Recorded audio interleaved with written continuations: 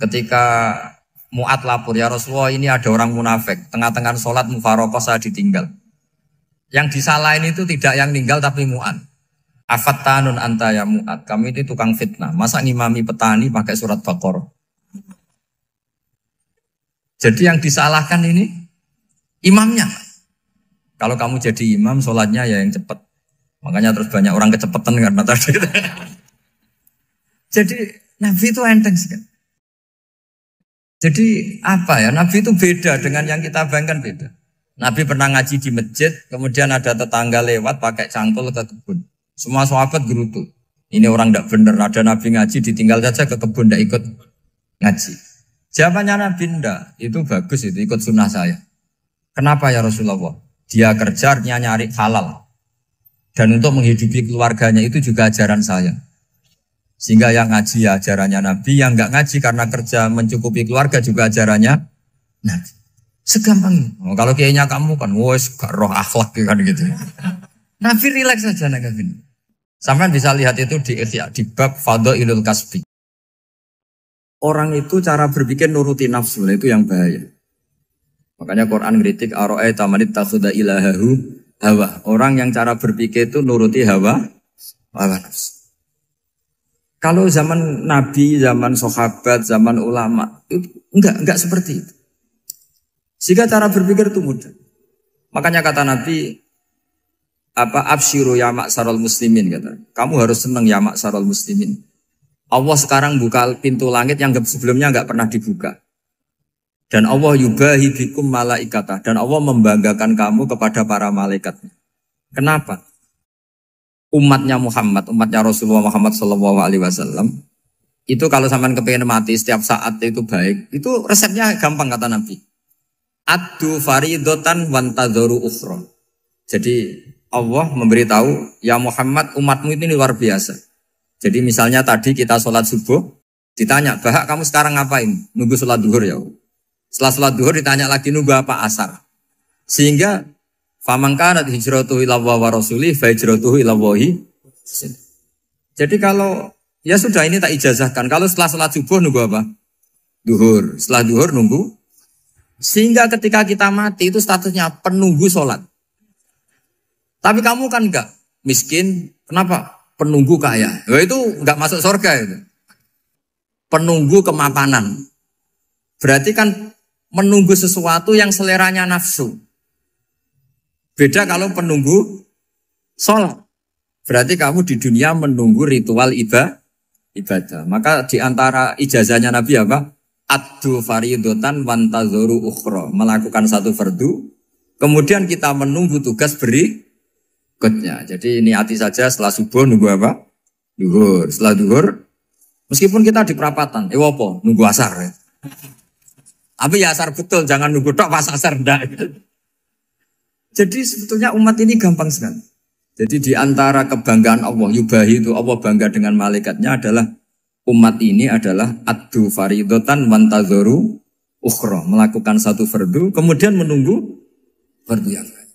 Dari mengkhidmati kampus, ingin mengkhidmati masyarakat. Dari satu masyarakat lokal Semarang menjadi sampai sekarang, sampai Banjarmasin. Unisula mau bikin kampus di sana, terus gitu. Dari satu tugas ke tugas yang lain. Makanya Islam diajarkan setelah satu tugas selesai, faida faruh tafan sok.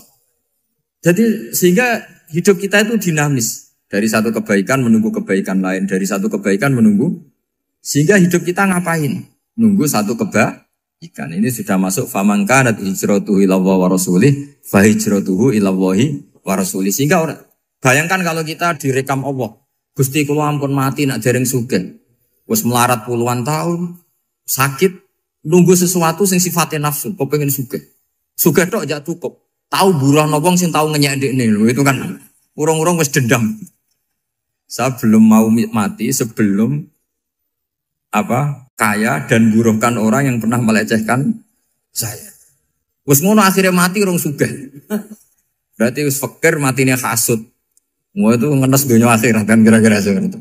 Kamu santai aja kalau fakir berarti meringankan hisab karena ada banyak harta. Yang mau dihisab papanya, tidak punya apa-apa.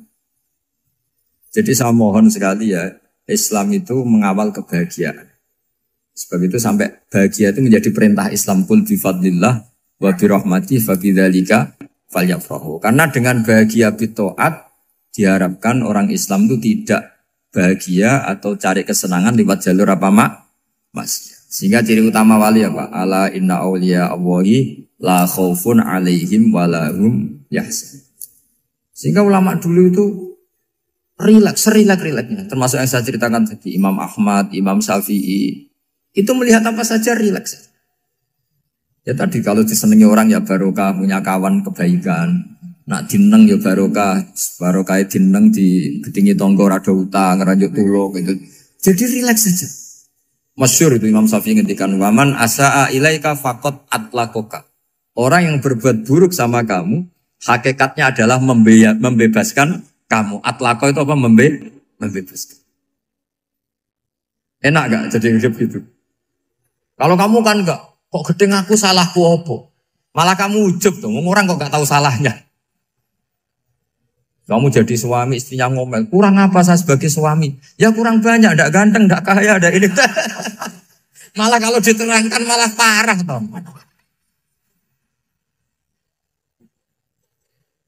Ya sudah rileks saja, kalau dia ngomel ya tadi, alhamdulillah dapat pahala tanpa apa? Biaya. Terus ngomel kan butuh energi, paling yang enggak kuat 3 jam.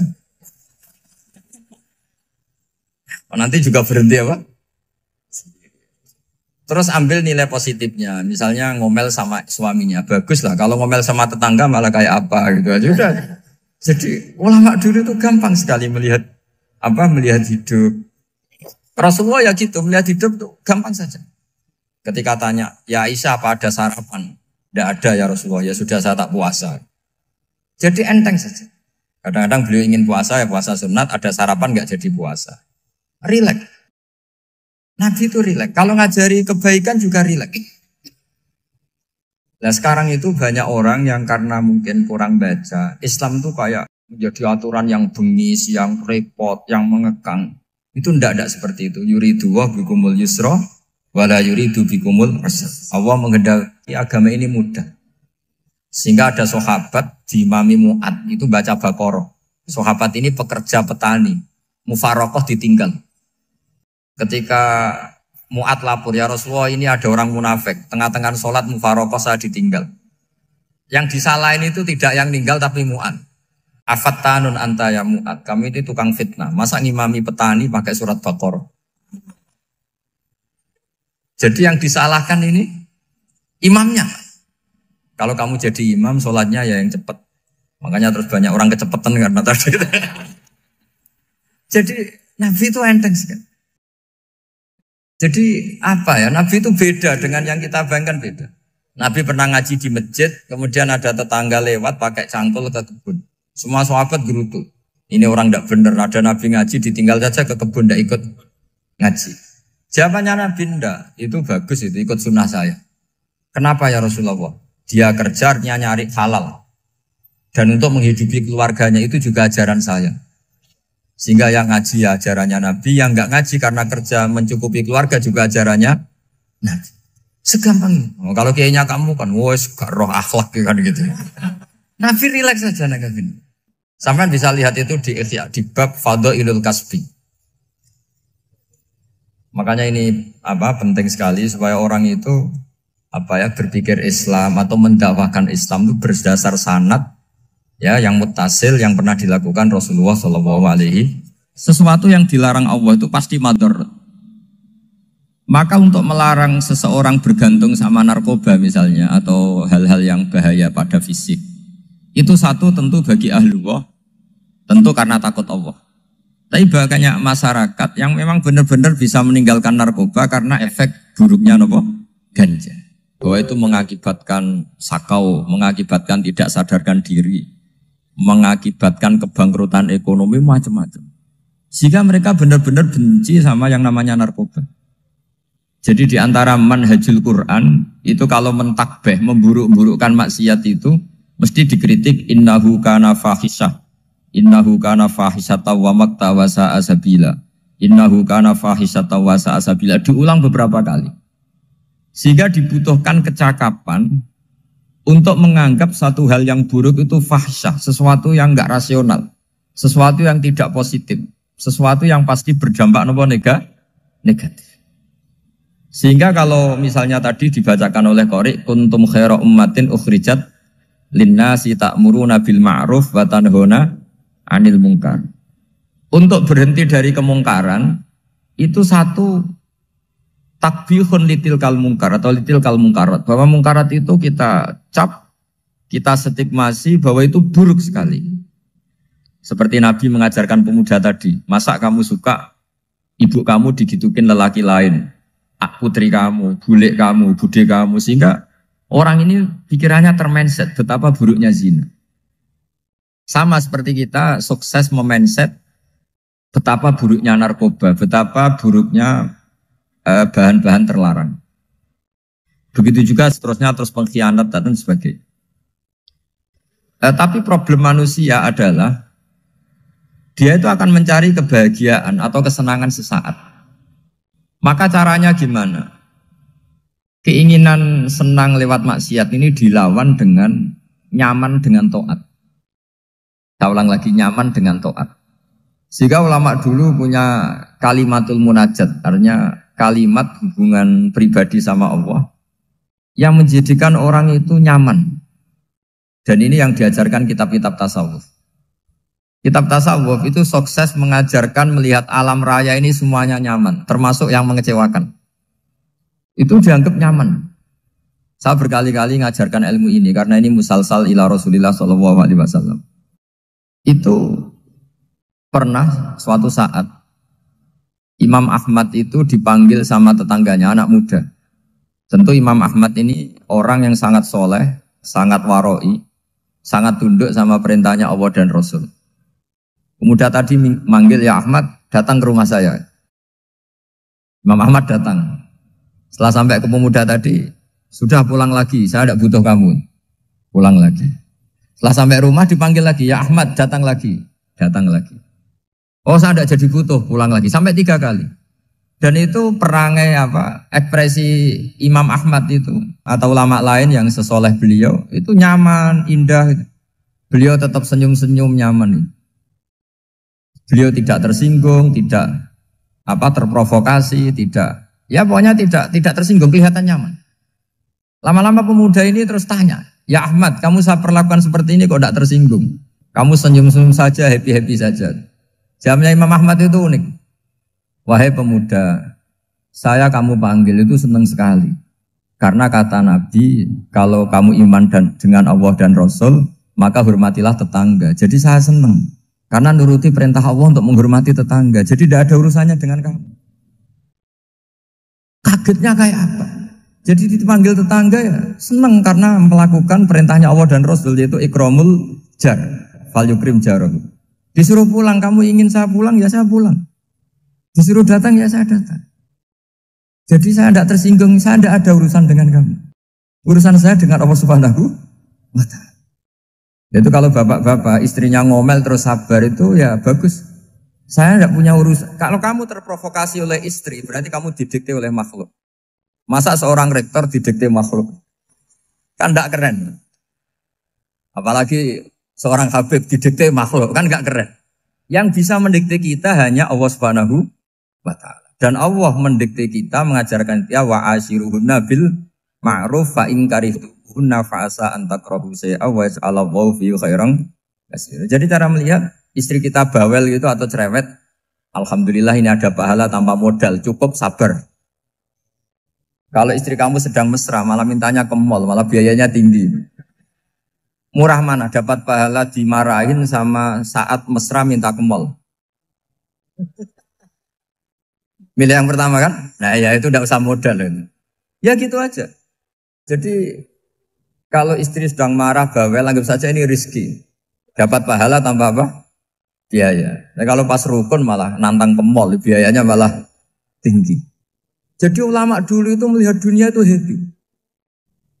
Pernah Imam Syafi'i dikasih tahu, orang yang tadi nyium tangan kamu ya, itu di rumah menghujat Anda. Jadi dia sopan hanya di depan Anda, kalau di luar menghujat Anda. Jawabnya Imam Syafi'i lucu. Ya baguslah. Yang cerita ini kaget. Kenapa bagus ya Aba Abdillah? Kalau manggil Imam Syafi'i ya Aba Abdillah. Ya berarti saya masih wibawa. Di depan saya tidak berani katanya. Jadi dipandang enteng saja. Jadi kalau kamu di depan kamu istri kamu tidak berani belanja, tidak ada kamu belanja banyak. Anggap saja Anda wibawa. Jadi enteng saja. Pernah Imam Syafi'i dikasih tahu. Separuh dari kampung Anda itu gak suka kamu. Ya bagus lah. Kenapa? Oh nak rukun malah bakal utang katanya gitu. Kira-kira yang utang tuh yang rukun apa yang neng-nengan? Yang rukun. Jadi enteng saja. Masyhur itu makalahnya Imam Syafi'i. Waman asa'a ilaika faqad atlaqaka. Orang yang berbuat buruk sama kamu berarti membebaskan kamu. Kalau saya sedang nenengan sama Habib Hasan Toha Putra, beliau naik Alphard gak nawarin saya sah karena baru nenengan. Tapi kalau sedang rukun malah harus repot mana? Rukun sama ndak rukun? Repot rukun sebetulnya. Jadi Imam Syafi'i itu happy saja. Kalau sedang rukun sama tetangga ya dianggap rukun itu satu kenikmatan. Sedang ndak rukun ya dianggap satu kenikmatan. Jadi orang dulu itu serilek itu melihat dunia. Kalau kita kan enggak, ego. Wah saya ini suami kok dimarahin istri. Wah ini egonya bangkit. Padahal egonya bangkit itu ada kebodohan di situ. Yaitu seorang rektor didikte seorang istri, seorang makhluk. Apalagi kalau Anda daftar wali itu tidak akan jadi wali. Ini wali kok tunduk sama makhluk. Karena didikte apa? Makhluk. Maka Imam Ahmad ketika tetangganya bully gitu ya santai saja beliau happy. Ketika pemuda tadi eskal janggal. Kenapa kamu gak tersinggung ya Ahmad? Memangnya saya harus tersinggung gimana? Kan tak panggil tidak jadi, tak panggil tidak jadi. Hei pemuda, saya ini tidak punya urusan dengan kamu. Saya nuruti kamu karena perintahnya. Saya senang melakukan perintah Allah harus berbaik sama kamu. Sampai 3 kali. Ajarkan Muhammad atau katakan Muhammad pada umatmu. Sebaiknya atau seharusnya mereka hanya gembira dengan melihat fadlnya Allah dan rahmatnya Allah. Ini harus kita pahami mulai dari konstruksi yang paling pokok, yaitu akidah. 2 ahwal. Ahwal itu 1 perilaku sosial. 3 mutammimat, sesuatu yang tidak pokok, tapi kita butuhkan dalam mengawal hidup ini. Saya beri contoh, itu sampai maksiat, itu karena cari kesenangan. Misalnya baru penat itu, ingin seneng, ada orang yang macam-macam lah, ingin melihat maksiat, apa itu pornografi, apa nyabu, apa macam-macam. Itu sebetulnya agama punya konsep yang luar biasa, yaitu seharusnya seseorang itu gembira. Gembira dengan ketaatan. Lalu pertanyaannya caranya gembira gimana? Gembira itu mudah. Jadi misalnya kamu sujud sama Allah Subhanahu wa taala. Terus cara berpikir begini. Ini sekaligus ijazah. Cara berpikir begini. Ya Allah, ini kata Sayyidina Ali, kafani izzan an akuna laka abdan wa kafani fakhron an takuna li rabban. Ya Allah, betapa sialnya saya andaikan saya jadi budak dari makhluk yang sama. Misalnya sampean itu seorang kiai atau rektor atau doktor atau orang terpelajar, kemudian kamu jadi budak atau hamba dari makhluk yang setara. Betapa hinanya saya. Maka kata Sayyidina Ali, ya Allah saya ini cukup bahagia, cukup bangga karena jadi budak, jadi hamba dari zat yang super atau yang maha super. Jadi kok Allah Subhanahu wa ta'ala. Sehingga ada kebahagiaan yang luar biasa karena menjadi hambanya Allah Subhanahu wa ta'ala. Setelah bangga dengan jadi hambanya Allah, maka kita akan malu. Malu misalnya kok saya bahagia itu nunggu melihat pornografi, melihat maksiat. Itu terus menjadi malu. Kenapa saya bisa didikte oleh hal-hal seremeh itu? Ya, kita malu karena didikte oleh hal-hal yang seremeh itu. Karena kita didikte oleh nafsu. Jadi izzatun nafsi, satu harga diri seseorang itu harus dihidupkan untuk hanya tunduk kepada Allah Subhanahu wa Ta'ala. Sehingga Nabi itu melatih satu logika tarkul ma'asi. Nabi itu dulu ketika ada seorang pemuda yang ya karena mungkin pemuda ya, dia itu mau masuk Islam, tapi uniknya kata pemuda tadi, saya masuk Islam tapi asal dibolehkan bebas zina. Jadi ini agak sableng gitu. Jadi mau masuk Islam syaratnya dibolehkan apa? Zina atau free sex gitu. Karena orangnya agak hiper. Itu Nabi tidak langsung mengancam dengan neraka enggak. Ketika mau pamit gitu semua sahabat melarang. Mah itu jangan, kamu jangan suan Nabi. Itu permintaan yang enggak masuk akal. Setelah lama ditahan terjadi kegaduhan di masjid, Nabi dengar itu ada apa itu? Itu ada pemuda yang mau masuk Islam tapi yasta'dzinuhu fi zina. Tapi mereka minta izin Nabi untuk tetap boleh zina. Kata Nabi, pemuda itu suruh masuk, suruh menghadap saya.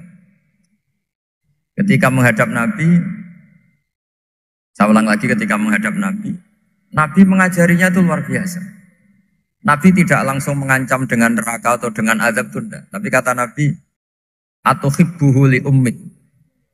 Kamu suka kalau ibu kamu itu jadi demenannya orang banyak. Oh enggak ya Nabi, yang demen ibu saya tak bacok kan. Karena ini ya agak preman, di mana-mana orang nakal agak preman. Terus atuhibbuhu li bintik. Kamu suka kalau putri kamu ya digitukan orang-orang. Oh ya enggak Nabi, yang gitukan putri saya tak bacok. Atuhibbuhu li kholatik. Kamu suka kalau bule kamu digitukan. Atuhibbuhu li ammatik. Kamu suka kalau saudara bapak kamu digitukan. Nabi itu mengeset ya. Cara sekarang itu otak mungkin. Nabi itu meluruskan otaknya anak muda itu.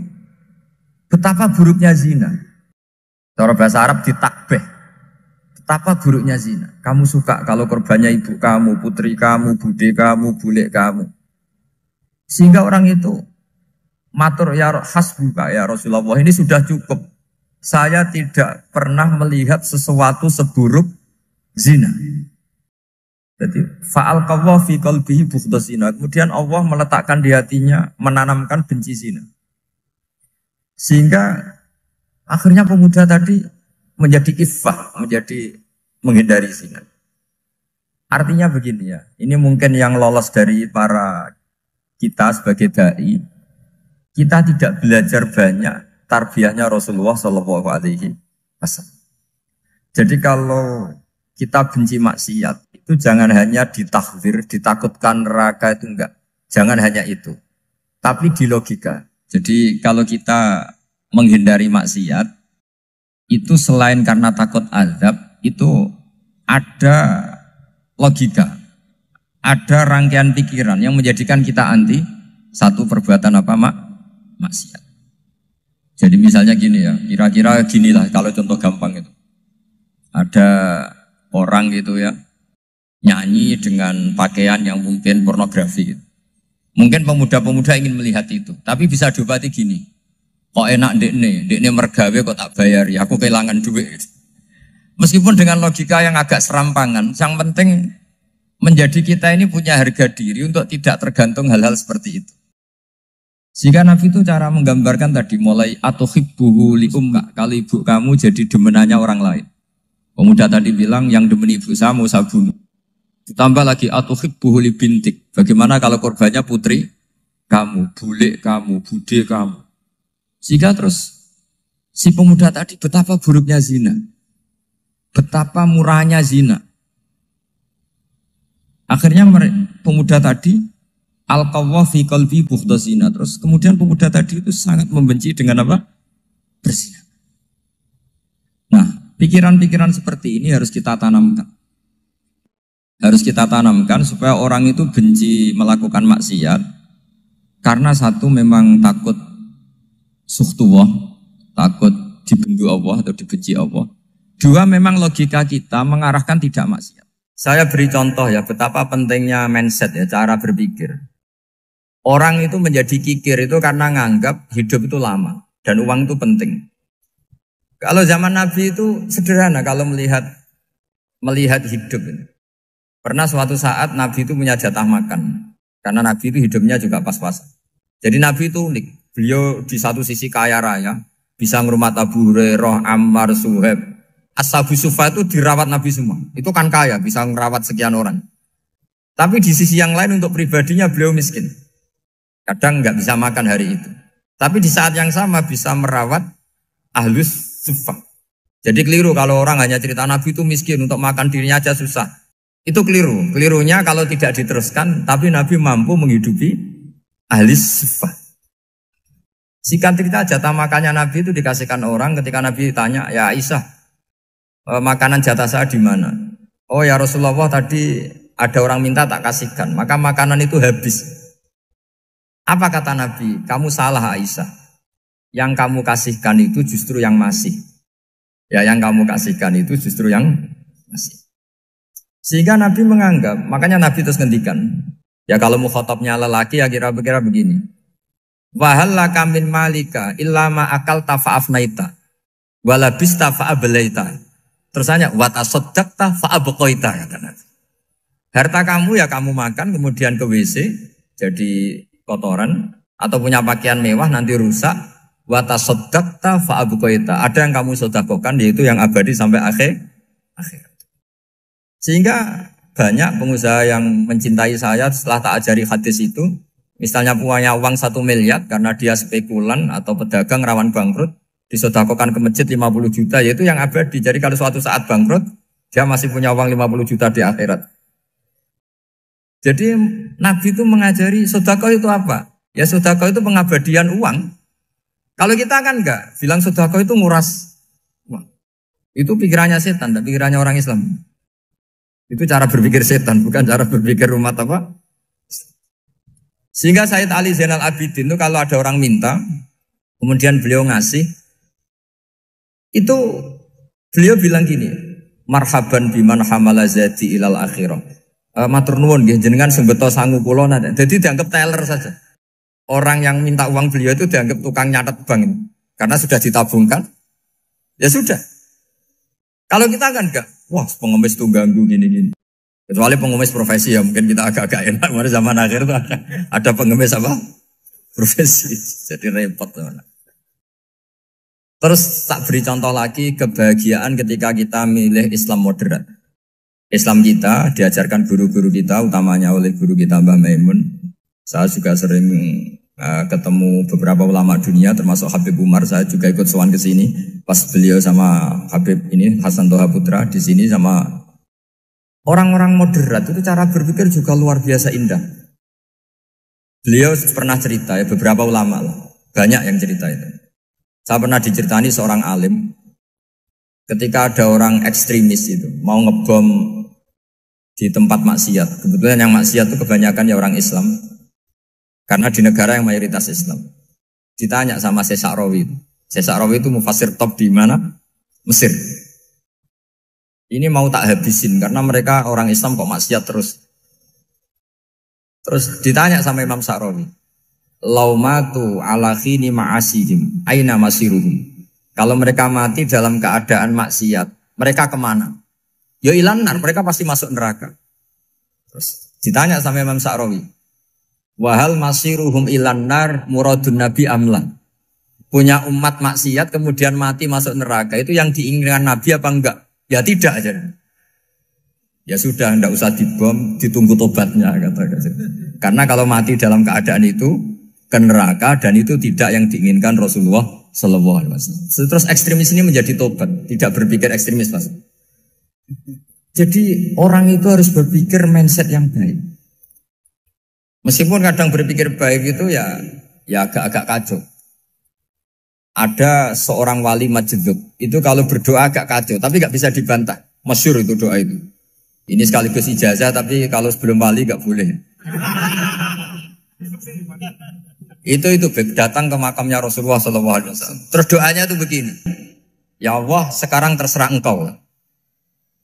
Ya Allah, sekarang terserah engkau. Jika saya kamu jadikan orang soleh, jika saya engkau jadikan orang soleh, maka surra habibuk, maka kekasihmu ini senang. Yang susah musuhmu yaitu setan. Tapi kalau engkau menjadikan saya orang fasik, maka yang susah kekasihmu, yang senang musuhmu. Jadi kan punya dua pilihan itu. Wah itu kan doa tapi kayak teror itu. Ya jadi berdoa di Raudhah. Wah itu pasti mandi itu karena agak-agak maksa Tuhan itu. Ya Allah, engkau punya dua pilihan. Jika saya jadi orang soleh, maka kekasihmu ini senang. Musuhmu yang susah yaitu setan. Tapi jika saya jadi orang fasik, maka musuhmu yang senang, kekasihmu yang susah. Mohon terserah jenengan, mau menyenangkan kekasihmu, apa menyenangkan musuhmu gitu. Kira-kira gimana? Kalau tertarik boleh doa itu dipraktekkan. Tapi kayaknya kalau copy paste itu gak keren, apa? Jadi dulu orang itu muamalah sama Allah dan Rasul itu rileks. Rileks itu nyaman karena ya tadi kul bi fadlillah wa bi rahmati fa bidzalika falyafrah. Sehingga Imam Izzuddin bin Abdissalam itu ngendikan innalladzina yarmunal muhsanatil ghafilat. Di antara kebaikannya ibu-ibu atau mbak-mbak ini harus berstatus ghafilat. Perempuan-perempuan pelupa. Ghafilat itu pelupa.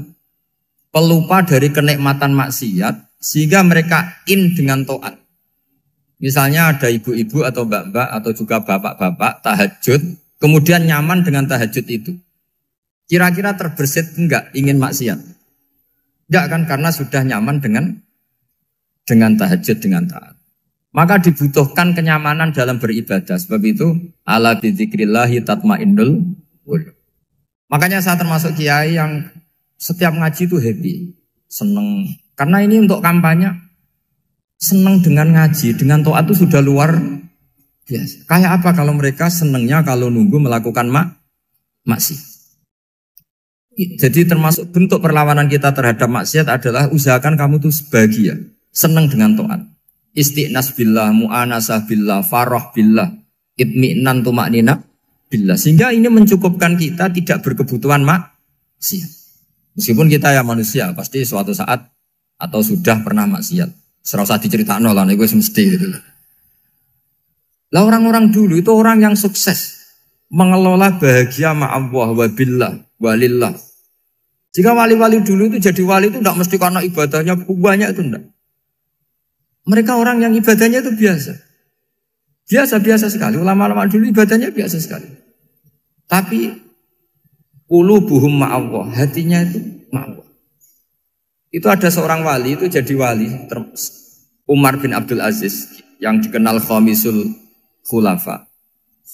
Khamisul khulafa. Di luar khulafa Ar-Rasyidin 4, di antara yang soleh adalah siapa? Umar bin Abdul Aziz. Itu ketika mau meninggal, itu senangnya bukan main. Itu semuanya nangis, beliau senang. Terus tanya, kenapa kamu senang? Memangnya saya kalau mati itu kemana aja? Ila khairi madhubin ilah, ke zat terbaik. Dibang urip mbek kowe bolet atau mbek arhamur rahimin kan. Yaitu Allah Subhanahu.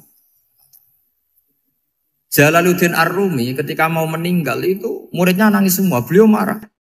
Kamu harusnya pesta karena saya mau ketemu kekasih saya, malah kamu tangisi. Goblok sekali kamu katanya.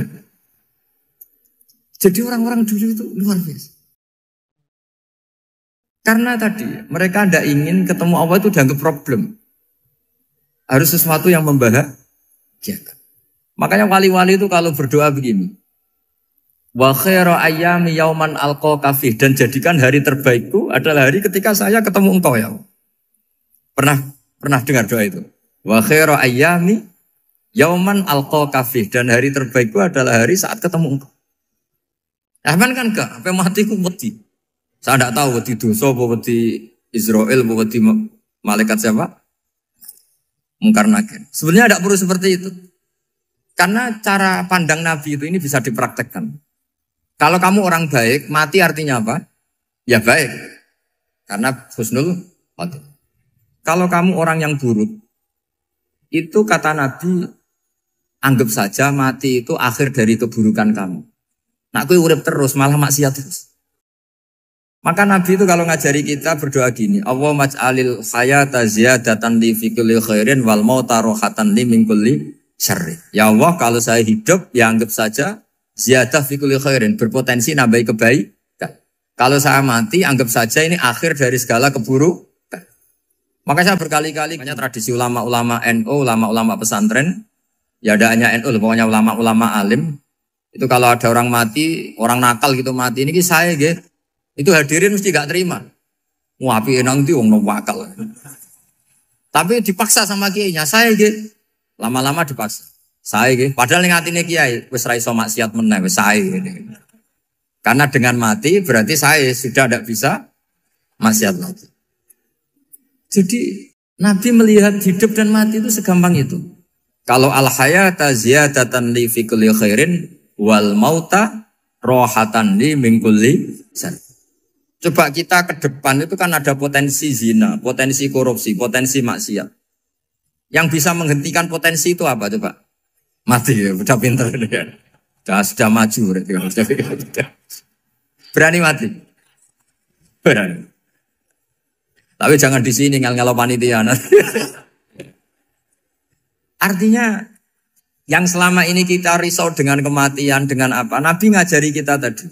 Allahumma mas'alil hayata ziyadatan li fi kulli khairin wal mauta rohatan li min kulli syarr. Ya Allah, jadikan hidup ini sebagai bekal menambah kebaikan dan suatu saat kalau saya mati, semoga itu akhir dari segala keburukan. Jadi artinya Nabi itu ngajari kita itu positif terus. Sama seperti ulamanya tadi. Nak lagi rukun mbek tonggo ya sanggep ae kanca keapian. Nak nenengan ben ra utang tenan. Jadi pokoknya penak terus itu loh. Nak bojo lagi ngamuk alhamdulillah gak ngajak blonjo. Nak pas rukun ya alhamdulillah kok lagi rukun. Jadi gampang semua.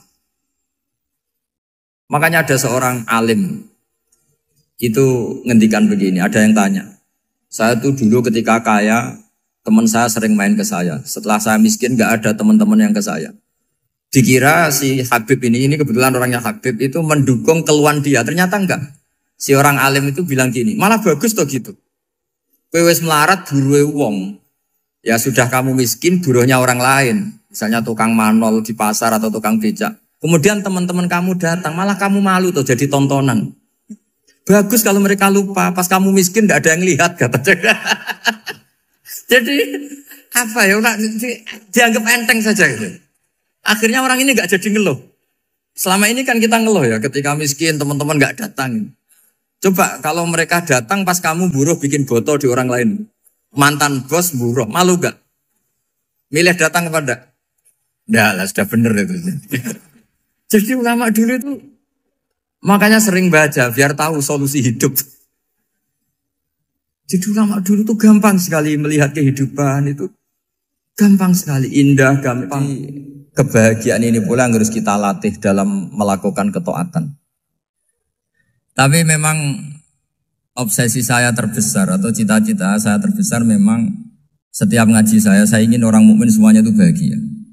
Dengan bahagia itu mereka tidak neko-neko ingin mencari kebahagiaan lewat jalur apa maksiat. Sehingga dalam konstitusi ulama yang ditulis di kitab-kitab usul fikih, dan itu kitab yang saya kaji, selalu saya kaji, itu membela-bela sesuatu yang mubah itu sampai luar biasa. Karena melihat mubah itu, misalnya Anda tidur itu berstatus mubah. Anda bermain catur berstatus mubah. Anda rileks sama teman jagongan semalam dengan teman rektor atau dosen atau yayasan itu, melihatnya bukan mubah tapi tarkul maksiyah. Misalnya saya semalaman asik musamarah itu jagongan malam sama Habib Toha Al-Munawwar. Itu awang hitungnya bukan, wah ini jagongan ngalor ngidul tidak penting tuh enggak. Malam itu bahak tidak ke dugem, tidak ke tempat maksiat. Sehingga ada ulama yang mengatakan mubah itu enggak ada. Saya ulang lagi, mubah itu enggak ada. Kan umumnya ulama bagikan wajib, ya kan, haram gitu. Terus diantaranya mubah, sunat, makruh. Ada ulama yang mengatakan mubah itu enggak ada. Kenapa? Logikanya begini, itsma min mubahin illa wa yatahaqqaqu bihi tarku haramimma. Karena ada mubah yang Anda lakukan kecuali saat itu pasti ditinggalkannya sebuah keharaman.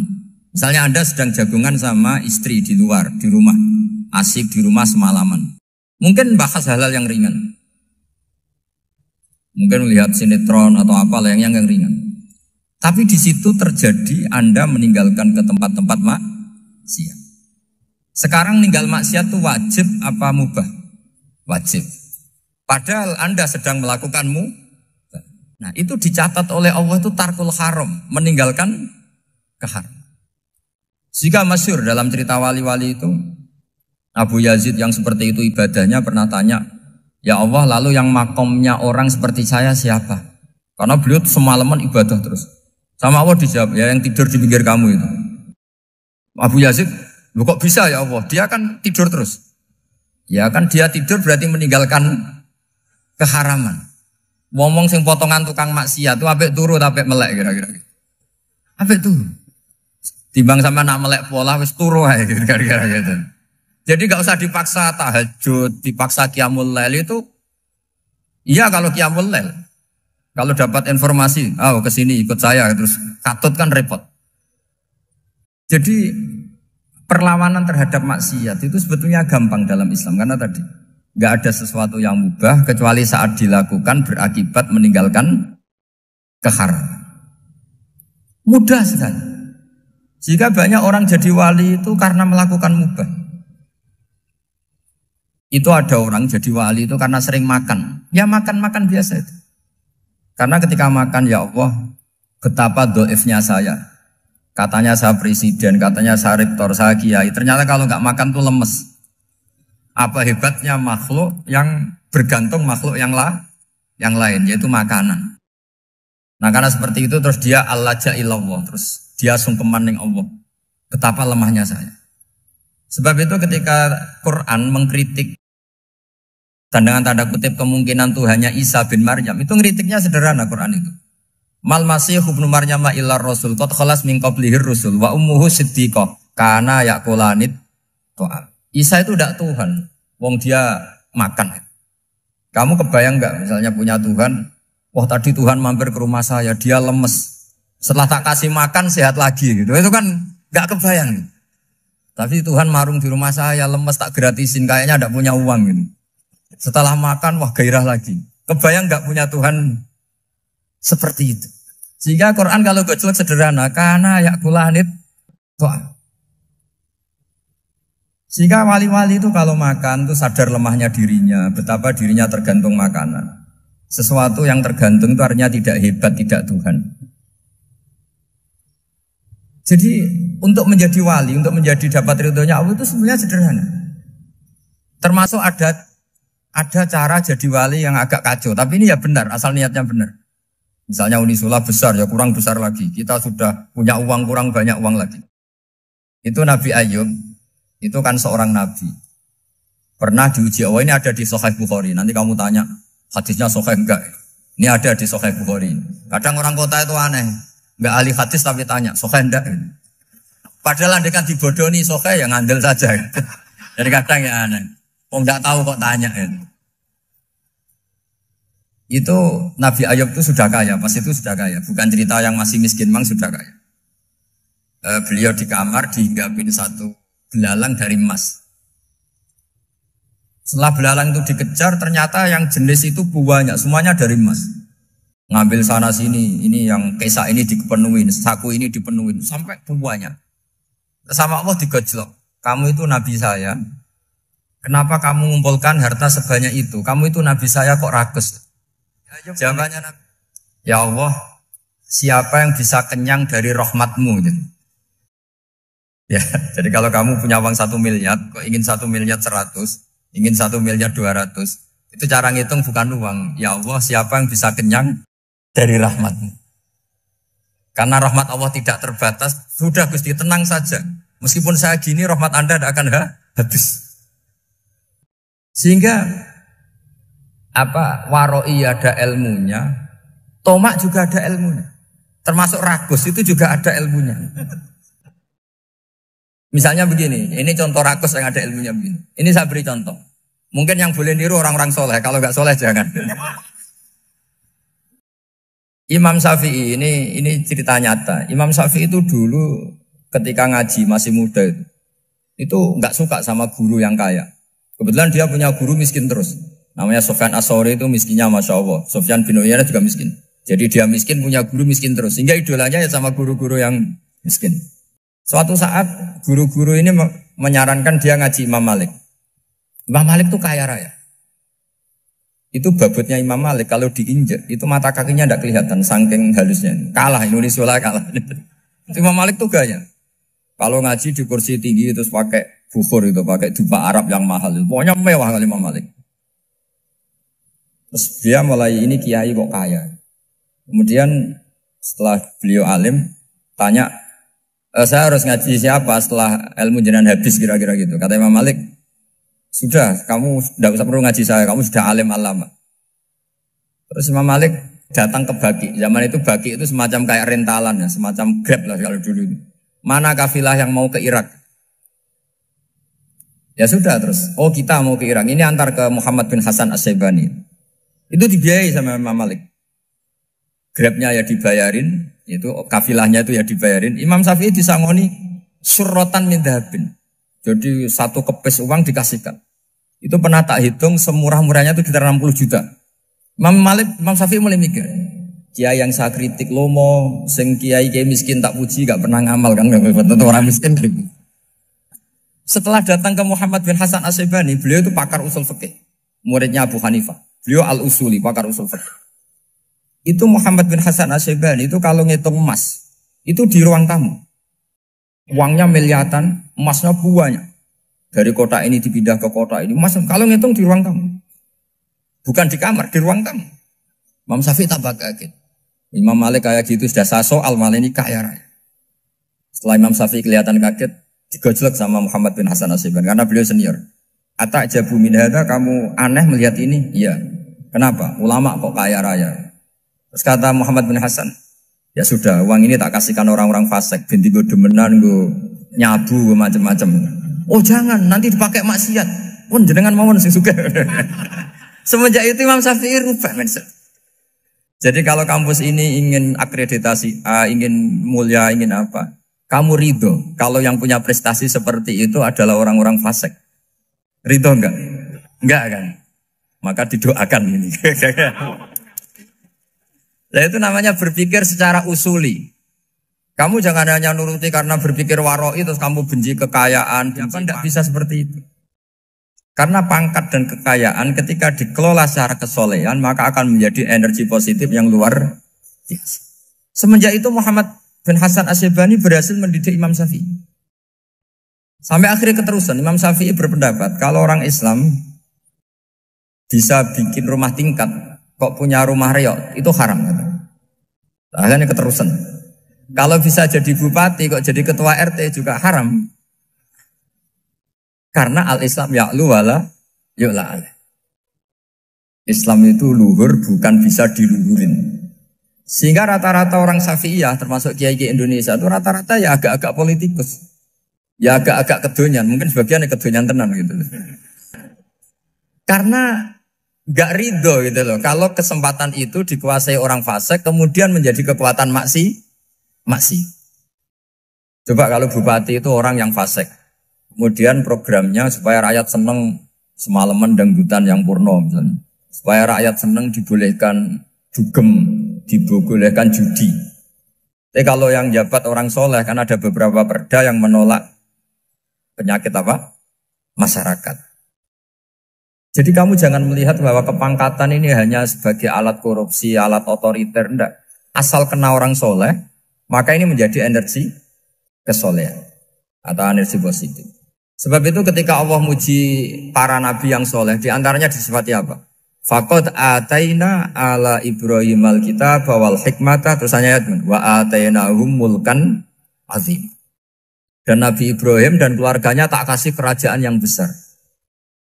Nah sekarang masih banyak orang yang cara pandang ngapain bikin Unisula yang megah, ngapain berambisi punya akreditasi A dan sebagainya. Menyoal seperti itu salah secara usul fikih. Karena secara usul fikih kesempatan yang baik tentu harus diperjuangkan oleh orang-orang yang soleh. Karena ini supaya jadi otoritas yang positif. Itu dulu ada latihannya. Jadi orang dulu itu gampang sekali ketika milih miskin ditanya, kenapa miskin? Saya ingin hisab saya ringan. Tapi ketika mereka kaya, yang soleh, supaya harta ini tidak dipakai orang yang nanti dipakai maksiat. Kita misalnya orang soleh mau pangkat, karena kita ada ridho, kepangkatan itu dipegang orang maksiat, kemudian menjadi energi maksiat. Begitu juga seterusnya. Maka ulama dulu itu rileks. Sampai Senawawi Al-Bantani itu nanti bisa dicek di tafsir. Qul hal yastawil ladzina ya'lamuna wal ladzina la ya'lamun. Beliau muji-muji ulama. Kemudian ada seorang yang agak hasut mungkin. Tanya begini. Hebatnya ulama itu begini-begini. Terus ditanya, tapi kenapa kita sering melihat ulama ngantri proposal di rumahnya bupati? Kan? Sementara bupati nggak pernah datang ke ulama ngaji ihya.